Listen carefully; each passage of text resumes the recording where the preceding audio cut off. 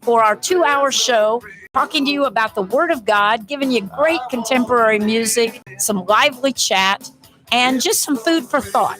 You'll be encouraged to know how very much God loves you and how He has a plan for your life. Join us this coming Sunday at 3 o'clock on Living the Good Life. This is the Tan Talk Radio Network. It's now time for Connecting Caregivers with author, speaker, caregiver advocate, and talk show host Linda Burhans, the gal who cares for caregivers. World today, it's time to lift you up. It's time to celebrate. Good afternoon and welcome to Connecting Caregivers with me, Linda Burhans, the gal who cares for the caregivers with love, laughter, and lessons learned. And on the board today, we have Mr. Ed. Hey, Ed. I'm feeling a little underdressed today, I guess. Yes, you don't have your little St. Patty's Day hats like we have. I think I have a shirt somewhere. Well, get it out. You got a couple days. And with me, as always, is my best friend, my co-host, and my sidekick, not sidekick, Lynn Thornley. Good afternoon. So Lynn brought us in a little St. Patty's Day hats today. Yes, and today I was very busy this morning. Why? I did my clocks. Oh my goodness, I didn't even think about that. How many clocks? 25. 25 clocks. Well, did you do them the right way this time? Yes. Last year she did them the opposite way. Yeah. You want to tell you my experience real quick? Yeah. My first FM job, I was running the board in the morning, like at 6 o'clock in the morning till 9. It was a pre-recorded show. I couldn't speak or nothing. It was all recorded. And the guy kept saying, like, every 15, 20 minutes, don't forget to set your clocks back 1 hour. And he kept doing it and doing it and doing it. And I would get calls and calls. No, you're supposed to put them forward. So finally, when I got to speak, I said, boy, is that guy going to be late to work on Monday? Oh, yeah. That's pretty funny. Yeah. And now they're having all the arguments, so they keep it just one way and whatever. Every year they have the argument, nothing happens. Yeah, but I had a laugh on the news. They were saying, look, all of your phone and your TV, they set themselves. Yeah. Right? And they make movements you can buy like that now. And I'm not going to bother at this point because I think eventually we will go. Yeah, one way. One way. Yeah. Do there's 2 states that don't go daylight. Who? And that's Arizona and Hawaii. But the Navajo Indian tribe in Arizona does go daylight. Too confusing. Too confusing for me. The one thing for all of us would be good. Well, anyway, today is Skylar and Devin's, my granddaughter and my grandson-in-law's first wedding anniversary. So happy anniversary to you guys in Germany. I love you very much, and we'll talk later. We'll talk tomorrow on Zoom. So that's very exciting. That's been a fast year. Oh, that my was God. the only good COVID thing last year. Well, it was the very beginning of COVID. Then no more weddings after. We made it just in the nick of time. And it was on Friday the 13th. The only reason you got the hall. Exactly. Because nobody else wanted it. Exactly. And it all worked out great. Perfect. All worked out great. Perfect. So our newest listeners, we have Sapphire from St. Pete. That's a pretty name. Very. Janika from Tampa and Shirley from Ohio. Well, welcome, ladies. So welcome, ladies. We always have plenty of room around the Connecting Caregivers table for new listeners, whether it's when the show is live or on the YouTube or Facebook or Apple iTunes or my website. We're everywhere trying. We had a great support group this morning. Which was very fabulous. In the beginning, I never thought I was going to like those support groups on Zoom, but I really do. And this morning we had 2 people from Olympia, Washington. Wow. And a girl from Georgia, and the rest were from the area. Most of the ones from the area were from my original Art and Courts group. So it's kind of cool because you build relationships, and so do they, everybody else in the group. But right now we have a fabulous guest, Miss Grace Terry. Hello, Grace. Good morning. How are you? Now it's good afternoon. I'm sorry. That's okay. I'm blessed and happy to be here. And I'm happy you're here today. It's on this beautiful sunny day here. Grace has been my friend for about 20 years, and she is just so fabulous, and she knows so much about grief. And she's recently wrote a new book, The Spiritual Pathway of Grief, a Traveler's Guidebook. And as many of you know, I'm still in stages of grieving. I don't think there's a day it ends. There's different seasons, I think, of grieving. And Grace just came out with this new fabulous book. I absolutely love it. For the people that are seeing it here, I'm holding it up. Fabulous, fabulous. So, Grace, tell me how you got into grief education and coaching and why you wanted to write this book. Well, Linda, thank you. That's a great question. I think grief chose me, and it chooses most of us. But in 1984, perhaps all of us, in 1984, I experienced 3 traumatic losses in less than 1 year. Ugh. And so that was, 35 years ago, at least. And so I was young. I was a young mental health professional trying to establish myself. So in the space of less than a year, the first traumatic loss was that I was suddenly unexpectedly unemployed. Mm-hmm. And if you've never been suddenly unexpectedly unemployed, then you might not know how traumatic that can be, but it was for me, definitely. And then before I could find another job, my husband suddenly, unexpectedly, and very rudely divorced me. And very then, rudely. Very rudely, unnecessarily rudely.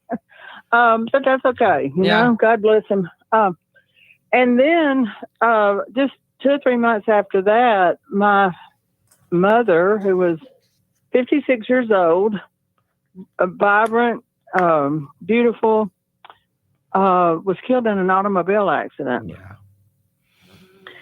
So that is way too much for somebody to handle. 1, 2, 3, bang.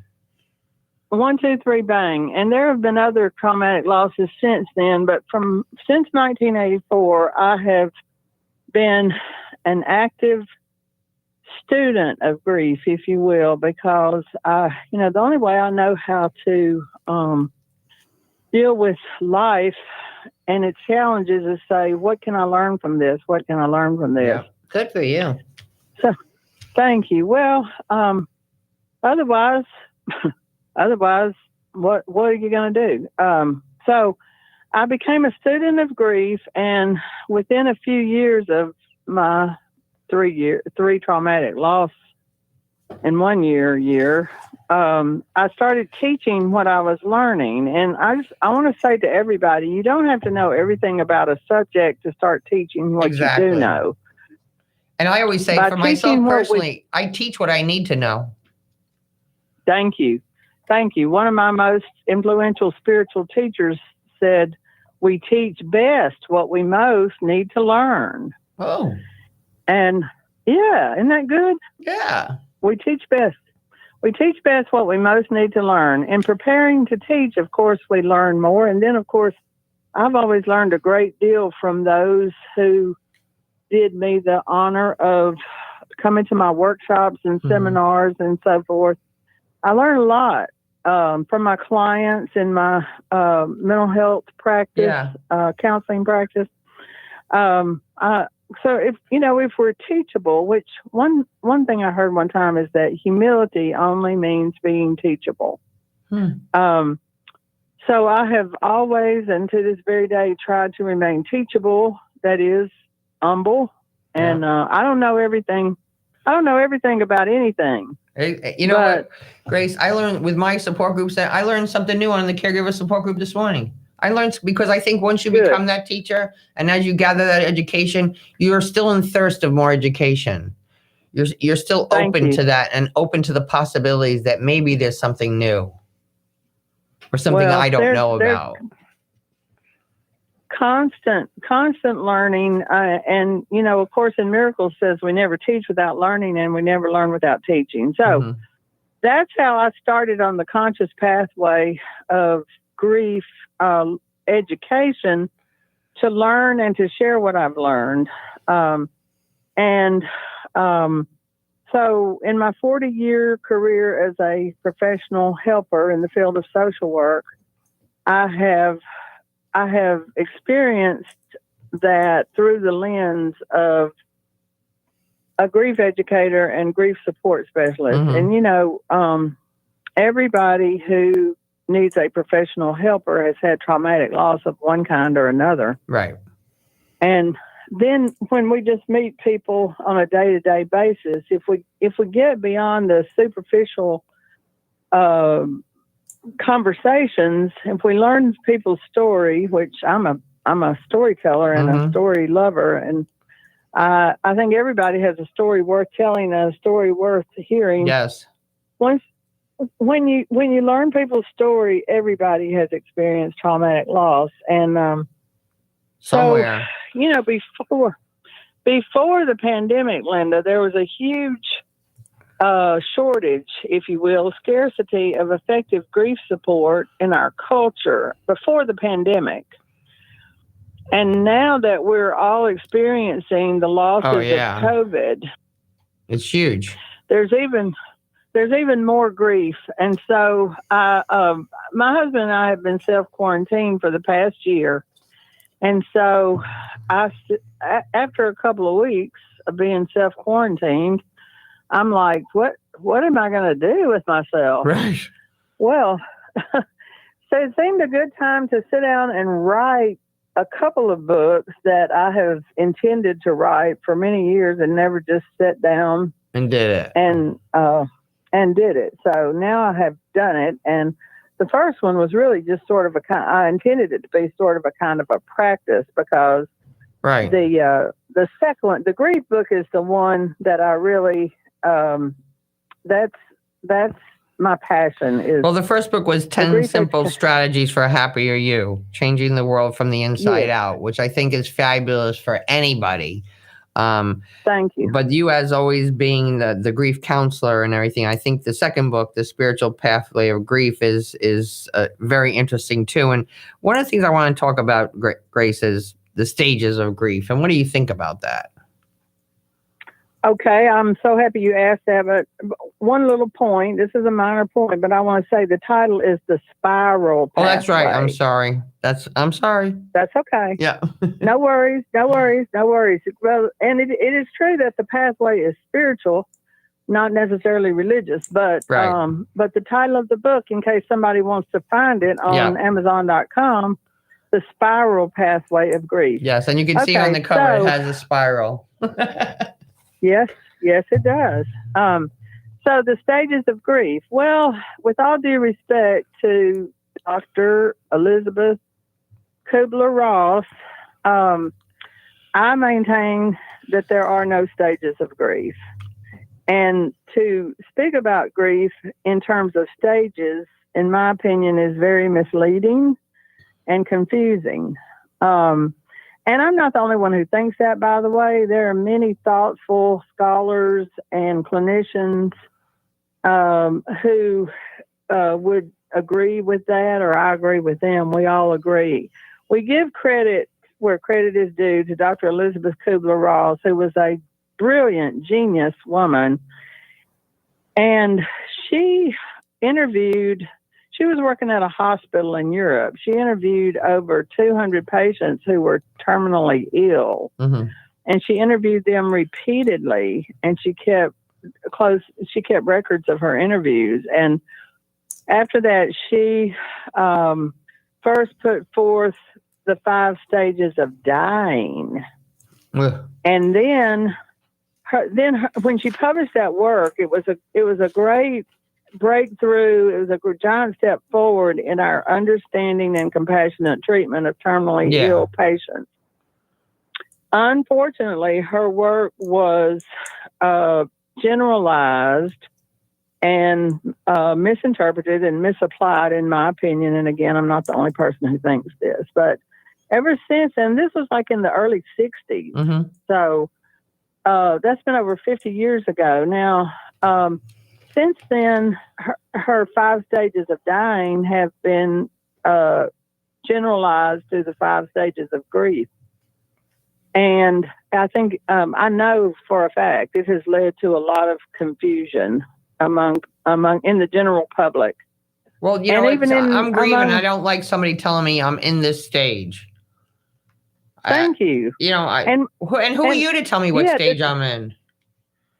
Right. And, it's like using the word stages to describe grief. And if you say, there are 5 stages, they end in acceptance. Do you not think that's really misleading, Linda? Yeah, and I don't like being put in square boxes. And acceptance being the last of it all. I mean, I don't know. All I know is grieving is not neat. It's not in a little box. No. It's not in a little time capsule. And it's not predictable. It's not linear.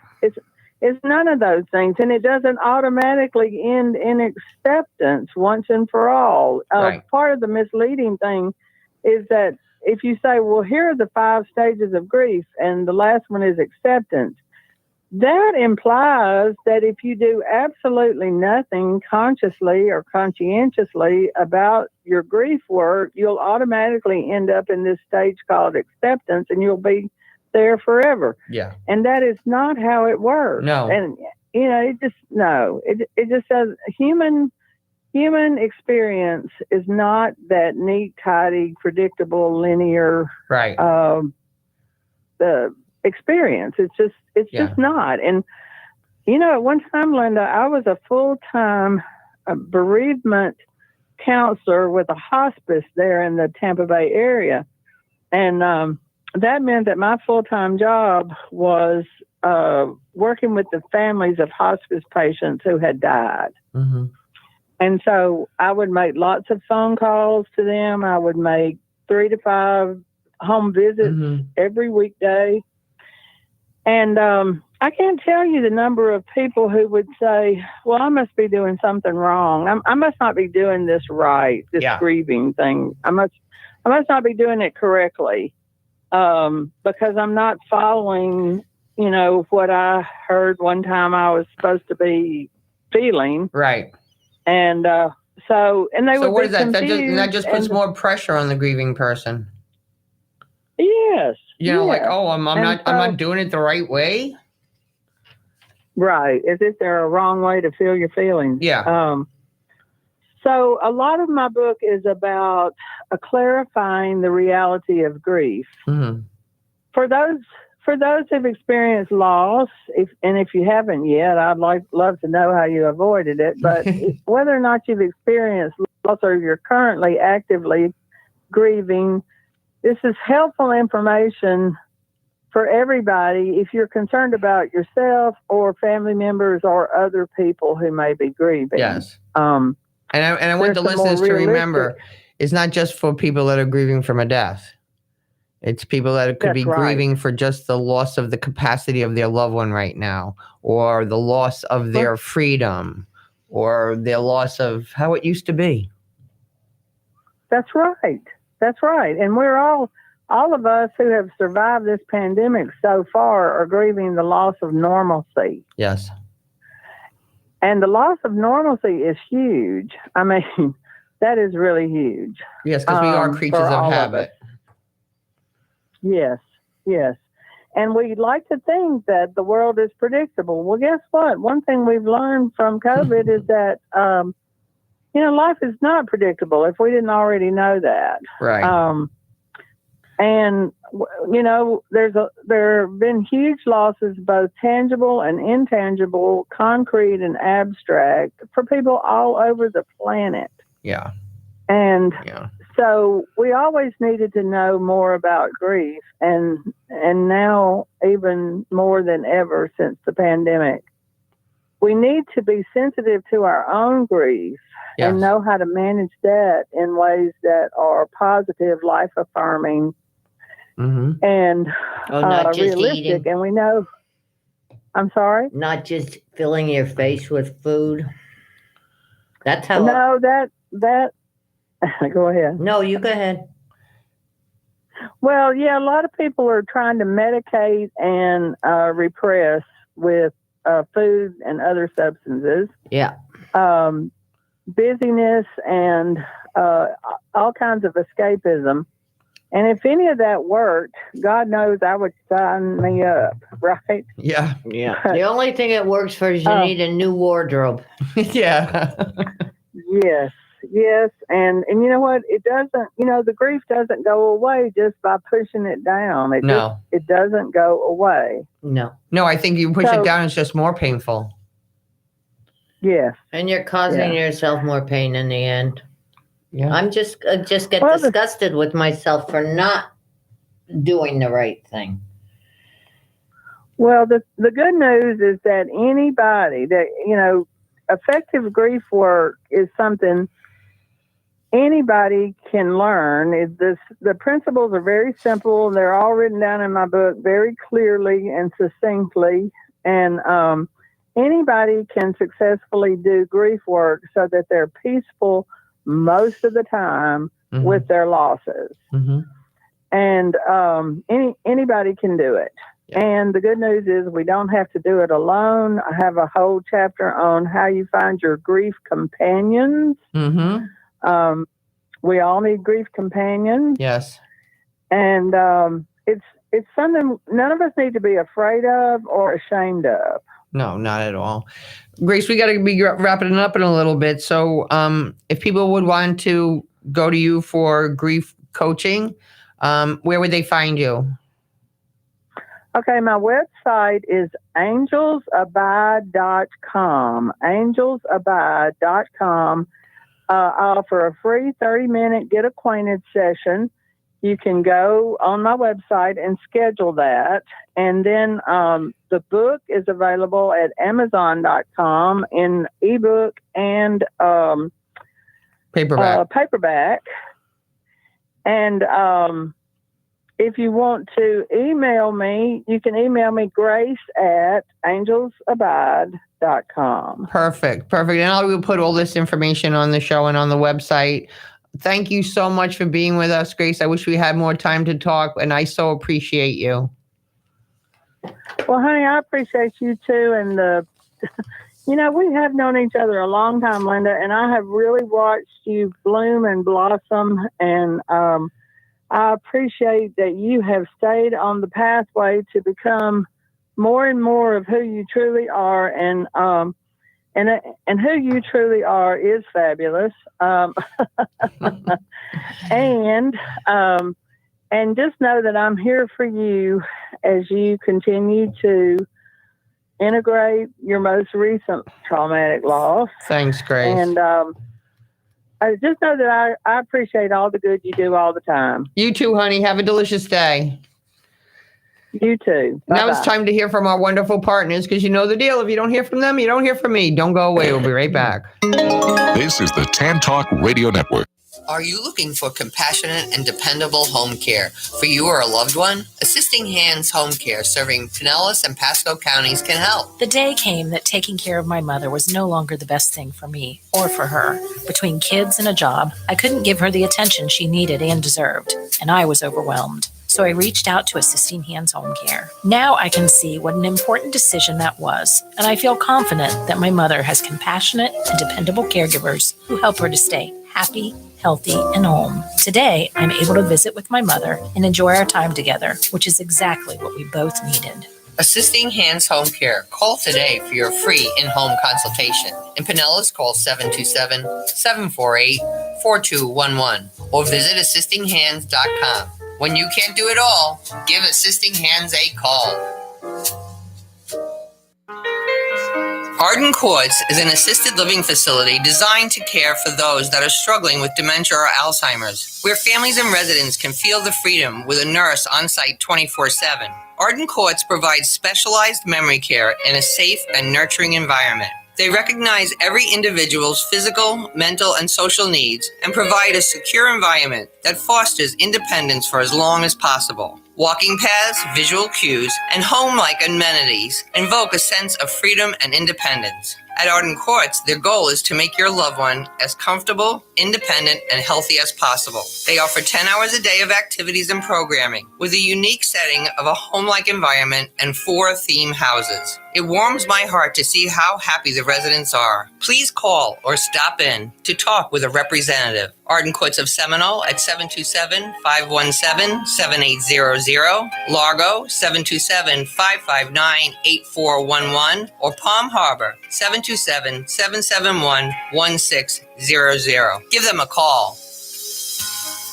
Is the fear of falling keeping you from doing the things you love? Do you suffer from diabetic neuropathy or plantar fasciitis? VoxLife can help. Whether you're caring for someone you love or being cared for, VoxLife wearable neurotech helps your body reach its full potential. Proven to reduce symptoms of diabetic neuropathy and plantar fasciitis, VoxLife also reduces the risk of falling in adults over the age of 55 by 8 times. VoxLife is a safe, simple, drug-free solution that optimizes your neurology. The biggest breakthrough in wellness in 50 years. VoxLife offers a 30-day money-back guarantee. You can't afford not to try it. To learn more about VoxLife, go to www.voxlife.com/caregivers. That's www.voxlife.com/caregivers. They help my parents and they can help yours too.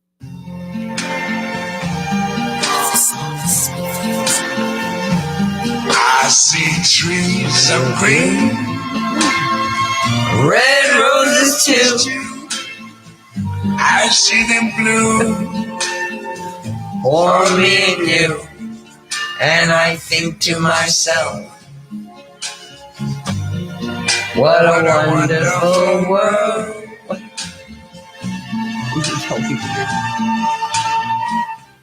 Okay, caregivers, now it's time for the caregiver affirmation. Take a minute, take a deep breath, sit down, close your eyes if possible, and just listen to these words.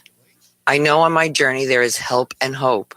I affirm that I am a good caregiver, that I try my best each day, and I recognize that I deserve to have my own needs met just as much as those for whom I care. I promise I will not allow myself to be consumed by my caregiving role, and I will set aside time in my busy schedule just for me. I am mindful of the other caregivers in my life, and I will let them know that I appreciate their efforts. I am grateful for the people that walk beside me.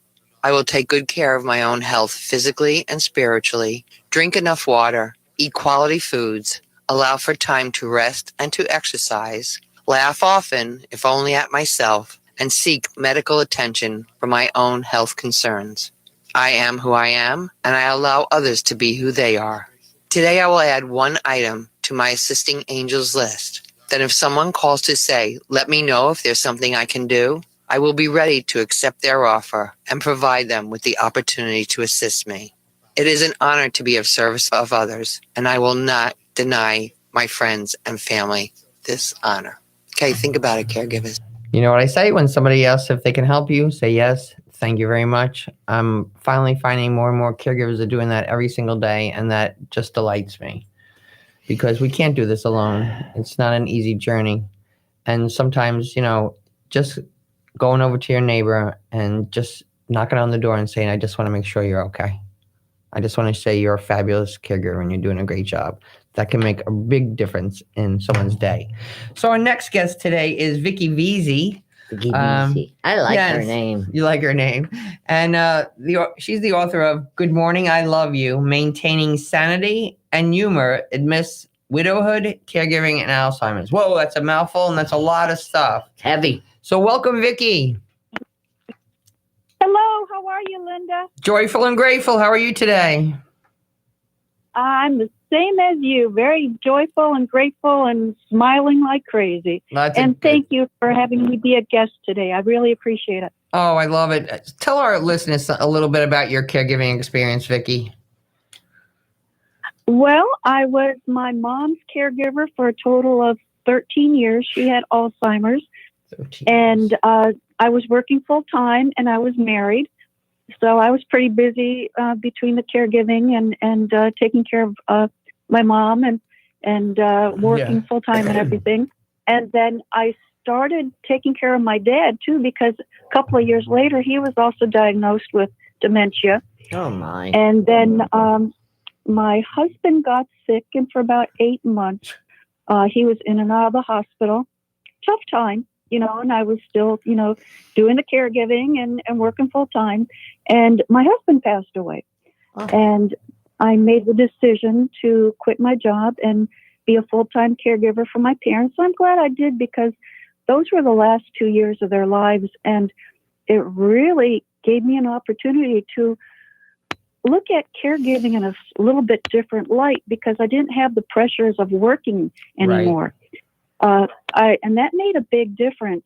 And a lot of caregivers are only taking care of one individual, whereas I was taking care of two people. Yes. And it's one person's hard enough. You take care of two individuals, it makes it a lot more difficult. Well, I always say to my caregivers that your caregiving experience can be the most horrific experience of your life or close to beautiful, depending on how you handle it. And I think also, I believe it depends on how you look at it, how you accept it into your heart. Mm-hmm. I know at first, for the first couple of years, I was I was just a terrible caregiver. And again, I was working and everything, and I wasn't able to really look at it from a different perspective that I should have, with a little bit more compassionate heart, more love in my heart for my mom. Mm-hmm. All I could see was that I was embarrassed that my mom had Alzheimer's. Aww. And how she was talking and everything like that. And it wasn't until I learned, I took the time to do some research. I took the time to learn as much as I could about Alzheimer's. And that's what I tell other caregivers now, is that your best defense as a caregiver is to know what kind of dementia your loved one has. Yes. And then learn as much as you can about that. Because each of the different types of dementia have different characteristics, a different outline of how their loved one is going to go through the disease. And when you have a better idea of what to expect, it makes such a big difference. Yes. You can actually then face those tough times in a little bit different way, so that you don't end up getting mad and lose your temper like I did many times at the beginning. You can then have a more compassionate heart. And the more individuals you talk to and you share the fact that your loved one has a dementia of some sort, it makes a big difference too, because those first couple of years, I didn't tell anybody. I tried to keep it all to myself, and it really wears on you then. But I say in my book, shout it out to the rooftops. Whenever you meet somebody else, let them know that your loved one has dementia, because you don't know who they know that could help you. Exactly. And that makes a big difference, because a lot of those caregivers at the very beginning feel that they have to do it all themselves. Yeah. And that's so hard, because you do need to have help. I've known other caregivers that I met through my support group, and when I'd ask them, well, you have family in the area, are they helping you? And they'll tell me, oh no, I'm not even letting them know that I need help. Yeah. And my information to them is, you've got to get them involved, because as their loved one progresses through the disease, they're going to need help. They can't do it all themselves. And it's not fair to take that away from the person that wants to help you, or that other family member. It's if they want to be part of it, and they want to be, and they can't help you if you don't tell them. Definitely. And people might be a little shy at first in helping, but if you train them and if you give them the opportunity to be around your loved one, then with time, they're going to feel more comfortable. Because let's face it, not everybody feels comfortable being around somebody with Alzheimer's, especially when they're in that middle stage, when they're asking questions repeatedly, they get odd behaviors, things like that. That's hard for a caregiver sometimes to deal with, but for somebody who's not around it 24/7, it makes it even more difficult. And you just have to get them involved in some way. And also too, caregiver burnout. If a caregiver believes that they can do it all themselves, and by nature, we are very nurturing individuals, and the longer you're a caregiver, you're devoting more and more of your time each day to caregiving. And as a result, your family, your friends get put on the back burner. And before you know it, you have caregiver burnout. You're not even aware of it. Right. And that's where a lot of people and once you get caregiver burnout, it's hard to get out of it. It really is. Yeah, sometimes it's too late. Sometimes you've done physical damage to yourself and not taking care of yourself because you're so worried about taking your loved one to the doctor and make sure that they're eating properly and make sure that many times caregivers just neglect themselves. And then the worst definitely. scenario happens. And you know where I want to go. Can I just say one thing? When you were going back earlier to about getting the best education you can, and it's so important to get a proper diagnosis. But when you have that education ahead of time, then when a new thing happens, you're not so surprised. You're not so shocked. You're not so scared because you know about it. Definitely. And if you're prepared emotionally, psychologically, even physically, you know what to look out for. For example, even though my parents have both passed away, I'm still a caregiver for my uncle, and he has Parkinson's. And I've been learning about Parkinson's, and I have a good idea of where he's at in terms of the stages. And he's now progressing into the final stage. So I have a better idea of what to expect with his disease, and which is so much different than the Alzheimer's that my parents went through. And you need to be prepared. When they get into that final stage, especially, it's not that hard in terms of physically dealing with your loved one because a lot of times they're bedbound at that point. But you need that psychological, that emotional preparation as your loved one is getting ready to pass away. Yeah. And that is then that emotional tug at your heart that you need to have an idea of what's coming up so that you're prepared. Well, I tell you, I saw something on Facebook the other day. You went to dinner with somebody or something like that, and you were like, woohoo! Big celebration. Yes. It was my birthday a couple of days ago, and a friend of mine took me out to lunch, and I hadn't seen her for a couple of months. Normally we have lunch about every month or so, but because of the COVID and everything, we hadn't been out for several months. And I'm going to tell you something. If I start to cry, please bear with me. It's okay. But she hugged me when I got to see her, and I hadn't had a hug in over a year because of COVID. Yeah. And you don't realize how important that is. Yeah. That's wonderful. And it is so wonderful. And I'm so glad now that people are starting to get vaccinations and hopefully people will be able to hug more and get back out there because isolation is not good. Isolation is not good. No, it's not. And that's why I started my videos on Facebook and my newsletter, because a year ago when we started all this COVID, I knew that the ones that were going to suffer the most are dementia caregivers. Right. Because especially if they had any home health aides coming in, or if they had adult services daycare from their community, adult daycare, things like that, any kind of respite care, that a caregiver would be kind of leery about having their loved one being exposed around other individuals. So I knew that more dementia caregivers would become isolated even more than normal because they'd be with their loved one more often. And that's why I reached out to caregivers, because I knew they needed to know that somebody was thinking about them. Mm-hmm. Somebody knows what they're going through and how agonizing it is that you don't get the balance in your life that you need as a result either. Yeah, that's one thing we've been so blessed is be able to do support groups via Zoom and presentations, because I think that's just that gives us an opportunity to reach so many more people. And they don't have to leave their house, definitely. And they don't have to worry about someone taking care of their loved one. They don't have to worry about driving, and so it really has been fabulous in that part.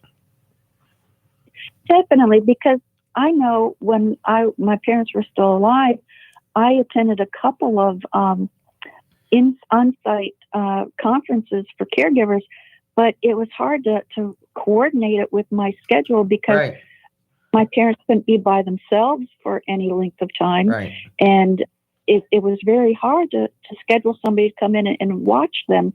And that's the nice thing about the virtual. You can reach out to a bigger audience. You don't have to schedule somebody to come in and watch your loved one so that you can go off-site somewhere. And more information is available as a result at a person's fingertips. So that's been one of the positives to the COVID. Well, actually, recently we were co-presenters at a dementia caregiver conference at Debbie's wonderful conference. Yes, we were. And I want to chat with you because I'm doing a conference in November because it's been such a wonderful thing. So we were co-presenters with Susan Straley, who was on the show a couple weeks ago, 3 authors and about their books. But we talked a lot about journaling. Can you talk about that a little bit? Yes. Journaling is really good for caregivers or for anybody in that respect, because it helps you to reflect on what your day has been like as a caregiver, the pros, the cons. At first, I didn't have time to journal, and I really didn't think much about it, but I'd jot notes onto my calendar all the time. And then I'd go back to my notes periodically to see, well, what worked out as a new bag of tricks item that I'd use to keep my mom engaged, or if she'd had a bad day, what did I use to kind of bring her back around? And then I started writing things down in a notebook, and that made it a lot easier because I could write more information as a result. And at first it's hard because you think, oh, well, you have to write in perfect sentences and grammar and punctuation. But the main thing is that you get your thoughts down. Because there have been times I've gone back to my journal when I've needed to consult something to pass information on to another caregiver. I created a document called Journaling 101, Ideas to Help Dementia Caregivers, and it gives do's and don'ts and also some starter ideas on how to do some writing in your journal. And after the conference that you and I were on together, Linda, I've actually sent this document out to other caregivers, and they've given me feedback, and they felt that it was a really beneficial document that I created. So I would love that if you could send it to me too. I would love that. Okay, will do.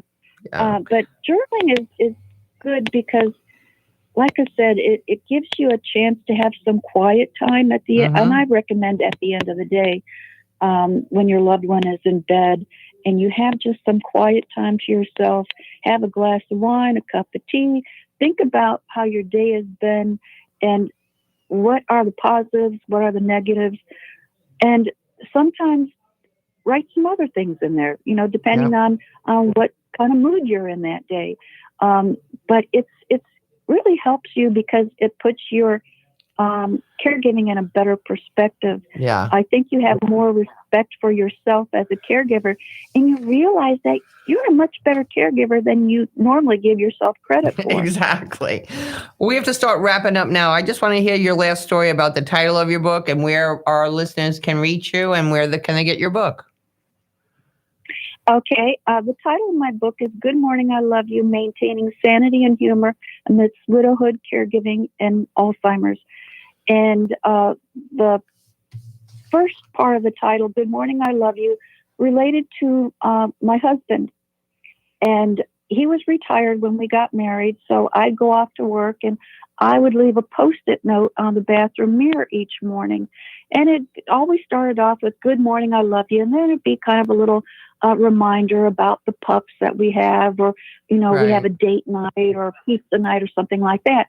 And if I didn't go and leave a note on the mirror, if I missed a morning, I'd get a text message or a phone call saying, where's my note? So it became a tradition for us. And after he passed away, when I was going through his effects, he had saved all my notes. Oh, I love that. He saved every single one. And a footnote to this is that these couple years before he died, he had written a book and he couldn't get it published. And I mentioned to him, well, I'm writing a book too at the time. And I didn't put anything down in paper yet. It was all in my mind. And he looked at me kind of dubious, like, oh, yeah, sure, you're right, writing a book, yeah. And I said, yes, I am, because I've wanted to write a book since I was in junior high school. So he looked at me and he said, what's the title of your book? Well, I didn't have a working title at the time. So I took a moment or two and I looked at him. I said, Good morning, I love you. I love that. And he looked at me and he got the neatest little smile on his face. He didn't say a word, but he knew where that was. A couple of weeks or a while before my dad passed away, he wrote on the bathroom mirror in soap to his wife, Good morning, my beautiful wife. And she didn't clean that mirror for about a year. we kept it as long as we could, but he was also good at writing little notes and stuff, and that really meant a lot. Where can our listeners find you? Well, my book can be purchased on Amazon, or it can be ordered through bookstores like Barnes & Noble. It's in 4 formats: hardcover, paperback, ebook, and also an audiobook, which I narrated. I have a website, info Vicki Veasey at VickiVeasey.com. Let me see. .com, yes. And I'm also on Facebook, Vicki Helton and Veasey, and I always look forward to hearing from readers. And I'm also in the process of writing two additional books right now. Wow.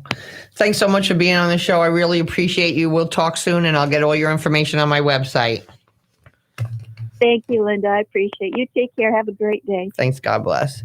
Now it's time to hear from our wonderful partners, so don't go away. We'll be right back. This is the Tan Talk Radio Network. Choosing the right chiropractor is an important choice to make. Located in Seminole, the Alexander Spine Center team is trained on the latest chiropractic treatments and technologies. At Alexander Spine Center, you'll find chiropractic and physical therapy care that is safe, effective, and a natural approach to pain and other health-related issues. Chiropractic unlocks your body's potential and natural healing process to ensure your life is a healthy life. We treat clients from the womb to the tomb. Call 727-397-3000 for a free consultation today, or visit our website at www.alexanderspinecenter.com. They take good care of me twice a week. And did you know they got the Reader's Choice Award for 2019 for the best chiropractic in Pinellas County? So check them out. Arden Courts is an assisted living facility designed to care for those that are struggling with dementia or Alzheimer's, where families and residents can feel the freedom with a nurse on site 24/7. Arden Courts provides specialized memory care in a safe and nurturing environment. They recognize every individual's physical, mental, and social needs and provide a secure environment that fosters independence for as long as possible. Walking paths, visual cues, and home-like amenities invoke a sense of freedom and independence. At Arden Courts, their goal is to make your loved one as comfortable, independent, and healthy as possible. They offer 10 hours a day of activities and programming, with a unique setting of a home-like environment and 4 theme houses. It warms my heart to see how happy the residents are. Please call or stop in to talk with a representative. Arden Courts of Seminole at 727-517-7800, Largo 727-559-8411, or Palm Harbor 727-771-1600. Give them a call. Guaranteed to make you laugh through your tears, Linda Burhan's book, Good Night and God Bless, is filled with humor and heartfelt inspiration to aid anyone facing the challenge of caring for a loved one at the end of life. Her story offers hope for human strength and understanding of weaknesses during a difficult time. Life doesn't normally prepare us to become a loved one's caregiver. When it happens, it's usually sudden. A diagnosis of an illness, age-related frailty, dementia, and life suddenly is anything but normal. And because we don't even know what we don't know, where do we turn to for help or guidance? In Connecting Caregivers, Answers to the Questions You Didn't Know You Needed to Ask, Linda offers information, education, and inspiration from her own experience and from experts whose advice, practical tools, and personal stories will empower and guide you. Make sure to add these inspiring books to your collection today. Available on Amazon.com. Don't turn it off now. You need this stuff. Tampa Bay's Tan Talk Radio Network.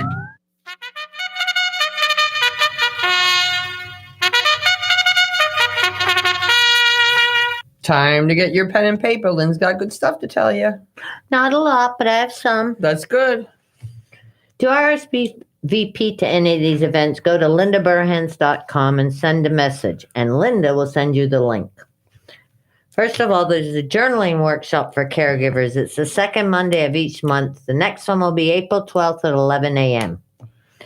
And then A Daughter's Journey with Love, Laughter, and Lessons Learned is on May 5th at 11 a.m. at Freedom Square. And that's with Linda Burhans. It's the first live one. I'm very excited about that. Will it be both?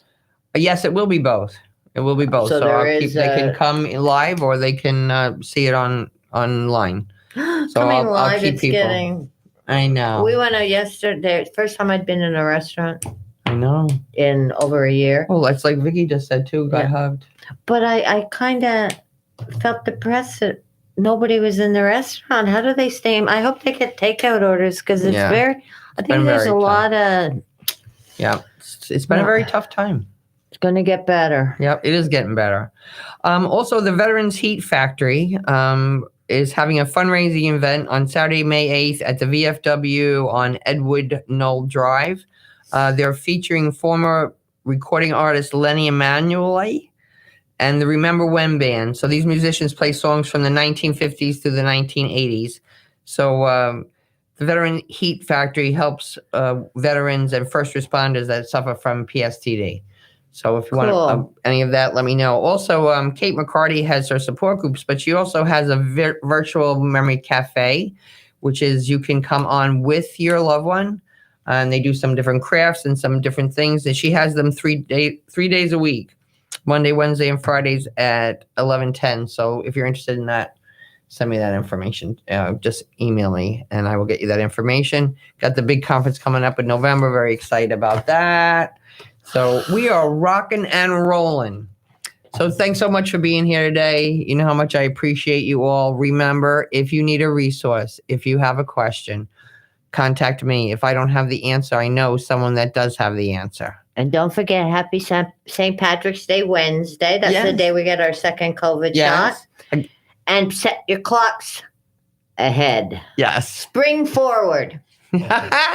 Well, actually, on Thursday, after we get our shots, I am going to Kissimmee to see my friend Noreen from high school.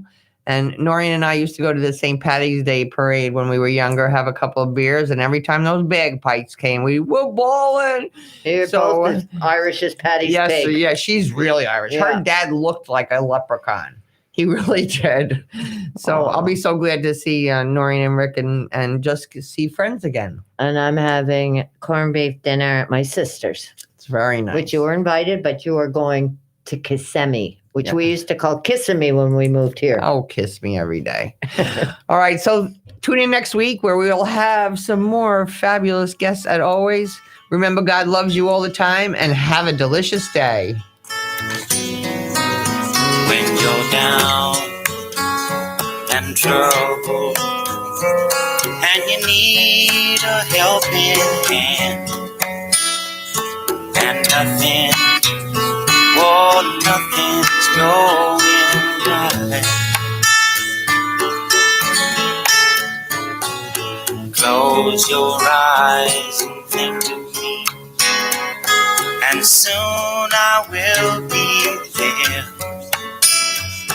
to brighten up even your